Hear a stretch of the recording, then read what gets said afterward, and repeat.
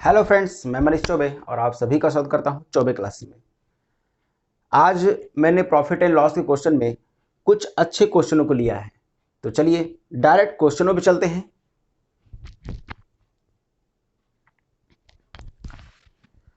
तो ये देखिए, आपके सामने एक क्वेश्चन लगा हुआ है, कह रहा है 4% और 6% के लाभ पर किसी वस्तु के विक्रय मूल्यों के बीच नकदी का अंतर ₹3 है। तो दोनों विक्रय मूल्यों का अनुपात ज्ञात करें। यानी आप देखिए, क्वेश्चन में दे दिया है कि 4% से 6% का लाभ उसको हुआ है और दोनों विक्रय मूल्यों के बीच में ₹3 का अंतर है। तो 4% का लाभ का मतलब 104% और 6% का लाभ का मतलब 106%। ये मैंने आपको पहले बता दिया है। तो देखिए, इन दोनों में कितने का अंतर है? 2% का। यानी ये 2% का अंतर आपके हिसाब से आ रहा है, लेकिन एक्चुअल में कितने रुपए का अंतर? ये 2% जो है वो इंडिकेट करता है ₹3 को। क्वेश्चन में ₹3 का अंतर दे रखा है। तो आपका एक कितने प्रतिशत के बराबर हो जाएगा? तो कहेंगे सर 3/2 के। 3/2 के बराबर हो जाएगा। तो 104 को भी निकाल लीजिए, तो 104% कितना हो जाएगा? क्योंकि पहला विक्रय मूल्य क्या है? 4% लाभ, यानी 104%। तो निकाल लीजिए कितना हो जाएगा? 3/2 गुणे में 104, जो कि हो जाएगा आपका 2 से काट दीजिए 6 और 156, यानी 104% का मतलब 156, यानी 104% का 4% का लाभ कमाने के लिए वो उसको 156 में बेचा होगा। अब 106 का भी निकाल लेते हैं। 106 का क्या हो जाएगा? तो वही 3/2 गुणे इस बार 106 कर देंगे आप, 2 से काट देंगे 5 और 3, ये हो जाएगा आपका 159। और ये हो गया दूसरा विक्रय मूल्य। पहला विक्रय मूल्य तो ये हो गया और दूसरा विक्रय मूल्य ये हो गया। आपसे इन्हीं दोनों का अनुपात पूछ लिया है, यानी आपसे पूछ रहा है 156:159। क्या आ जाएगा? अगर आप देखेंगे 3 से कट रहा है तो 3 से काट दीजिए, 3 पचे 2, 3 पचे 3, यानी कि 52:53। ठीक है, और यही इस क्वेश्चन का क्या हो जाएगा? आंसर। देखा, बहुत ही बेहतरीन तरीका होता है ये। इससे अच्छे अच्छे क्वेश्चन आसानी से लग जाते हैं। ठीक है, चलिए अगले सवाल पे चलते हैं। तो ये देखिए, आपके सामने एक बहुत ही अच्छा सवाल लगा हुआ है। ये कह रहा है, एक दुकानदार फल खरीदने और बेचने में कम तौल का उपयोग करके 11% तक धोखा करता है। 11% तक धोखा करने का क्या मतलब होता है? खरीदते समय भी 11% लाभ कमाता है और बेचते वक्त भी 11% का लाभ कमाता है, तभी तो धोखा हो रहा है। तो उसका कुल लाभ प्रतिशत कितना होगा? तो देखिए, ऐसे सवालों के लिए मैं आपको एक फार्मूला बता रहा हूं। ये बहुत ही अच्छा फार्मूला होता है। +-A +-B +-AB/100, ये एक फार्मूला होता है। ठीक, ये प्लस लाभ के लिए लगेगा, माइनस हानि के लिए लगेगा। बस इसी फार्मूले में आपको रख देना है। आपको यहां दे रखा है A बराबर भी आपका यहाँ 11 है और B बराबर भी 11 है। दोनों बार आप प्लस यूज करें क्योंकि उसको तो लाभ ही हो रहा है ना, तो बस रख दीजिए। यहां पर हो जाएगा 11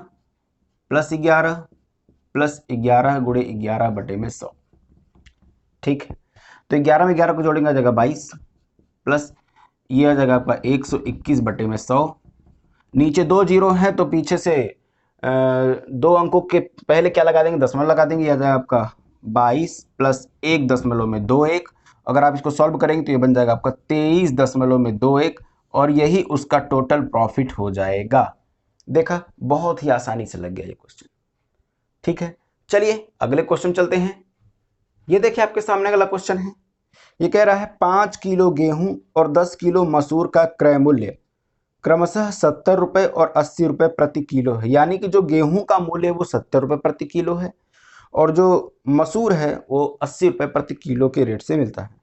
बिक्री करने पर 10% लाभ गेहूं पर और 20% लाभ मसूर पर प्राप्त होता है, तो सभी चीजों का विक्रय मूल्य कितना होगा? यानी टोटल विक्रय मूल्य आपको बताना है। देखिए, 5 किलो वो लेके आया गेहूं और 1 किलो गेहूं का दाम कितना है? 70।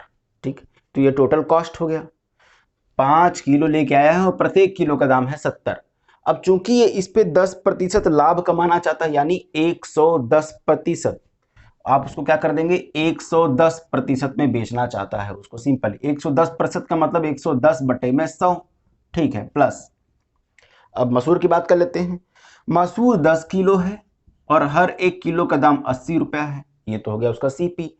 अब इस पे ये 20% लाभ कमाना चाहता है, यानी 120% में बेचना चाहता है, तो 120 से मल्टीप्लाई कर देंगे बटे 100 कर देंगे। बस इसको आप सॉल्व कर दीजिए। 0 0 0 0 कट जाएगा, ये हो जाएगा आपका 5 से 35 गुणे में 11, प्लस यही 0 0 0 0 कट जाएगा, ये हो जाएगा 80 गुणे में 12। आप इसे सॉल्व करेंगे तो अगर गुणा कर देंगे बन जाएगा 5 8 3, प्लस ये बन जाएगा आपका 960। अब इसे आप जोड़ दीजिए, कितना आ जाएगा, 5 8 6 14 9 10 11 12 13 1345, यानी टोटल विक्रय मूल्य कितना होगा उनका, 1345। यानी 5 किलो गेहूं और 10 किलो मसूर को बेचेगा कितने में, 1345, तब जाके उसको फायदा होगा। ठीक है, चलिए अगले क्वेश्चन चलते हैं। ये देखिए आपके सामने अगला क्वेश्चन है। ये कह रहा है एक व्यक्ति ने एक वस्तु को 1975 रुपए में खरीदा, यानी उसके लिए सीपी कितना हो गया, 1975, तथा 12% के लाभ पर उसे बेच दिया। 12% का लाभ का मतलब 112% में बेच दिया। तो पूछ रहा उसका विक्रय मूल्य क्या था। ये देखिए बहुत ही आसान सवाल है। पहले तो सीपी लिख दीजिए, यानी 1900 कितना है, 75 है, ये उसका सीपी है। अब सीपी को 112, सीपी का 112% निकाल दीजिए, तभी तो उसको 12%, 100% तो खुद सीपी होगा, और 12% एक्स्ट्रा यानी 112% निकाल दीजिए। 112% यानी 112/100 कर दीजिए। यही जो वैल्यू आ जाएगी वही उसका विक्रय मूल्य हो जाएगा। सॉल्व कर लीजिए। 5 से काटेंगे तो ये कट जाएगा आपका 20 बार में, ये कट जाएगा आपका 5 3 15 9 45 5 5 25।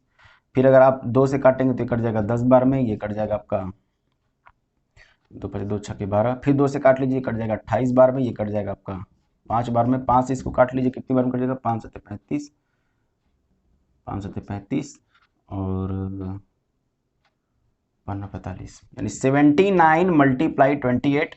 इनका यदि आप मल्टीप्लाई करते हैं तो